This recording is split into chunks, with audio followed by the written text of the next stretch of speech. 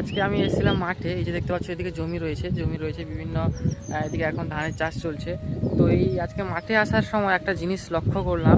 এই যে আমার পিছনে দেখতে পাচ্ছ একটা বট গাছ, এই যে বট গাছটা দেখতে পাচ্ছ, এই বট গাছের আজকে তোমাদের সামনে একটা কথা শেয়ার করবো, মানে তোমাদের সঙ্গে একটা কথা শেয়ার করবো। এই বট গাছগুলো কী করে মানে বট গাছের চারা তৈরি করা যায়। আমরা বট গাছ তো দেখেছি, যেটা হচ্ছে এই যে বড় একটা বৃক্ষ, যেটা কিনা প্রচণ্ড বড় হয় এবং অনেকটা দূর ছড়িয়ে যায়। এখানে গাছটা দেখতে পাচ্ছি, এই যে গাছের একটা গোড়া, কিন্তু এদিকে দেখানোর চেষ্টা করো কত দূর পর্যন্ত বিস্তৃত আছে। এবং রাস্তা পথে ঘাটে যেখানে বট গাছ দেখতে পাবে, সেখানে গাছের গোড়ার দিকে বিভিন্ন মানুষেরা আশ্রয় নেয় এবং একটু বিশ্রাম করে। যেহেতু বট গাছ হচ্ছে একটা খুব বড় গাছের গোড়ার দিকে প্রচুর ঠান্ডা থাকে এবং প্রচণ্ড রোদেও গাছ ভালোভাবে অক্সিজেন দেয়, আর মানুষ এখানে এসে বসে। তো এটার আরেকটা বিষয় হচ্ছে যে এর গাছ থেকে চারা কী করে তৈরি করবো, আর নতুন একটা গাছ থেকে আরেকটা গাছে কী করে তৈরি করব। তো একটাই কথা বলবো, এই গাছে ডাল থেকে চারা তৈরি করা গেলেও আমরা এই গাছের একটা বীজ দেখতে পাই, লাল লাল, মানে ডালে দেখতে পাবো লাল লাল এক ধরনের বীজ হয়, যেখান থেকে এর চারা তৈরি হয় বা ছোট নতুন গাছে রূপান্তরিত হয়। তো এটা কিভাবে ঘটে, এটা হচ্ছে প্রথমে একটা পাখি এসে গাছে, একটা কেন বিভিন্ন ধরনের পাখি এখানে গাছে এসে বসে।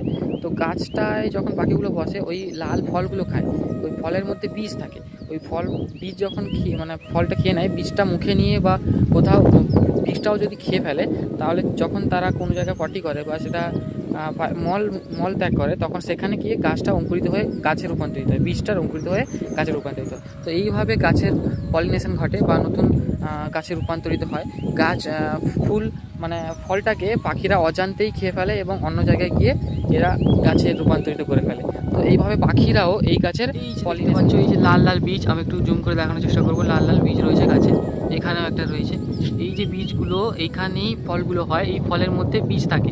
এই যে লাল লাল ফলগুলো দেখতে পাচ্ছ, এগুলো বট গাছের ফল।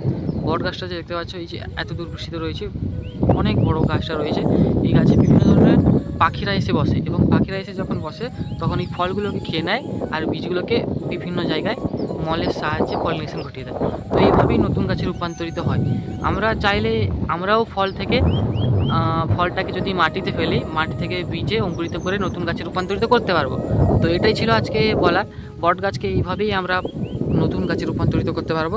তো গাছ লাগান, সুস্থ থাকুন, দেখা হচ্ছে অন্য কোনো ভিডিওতে।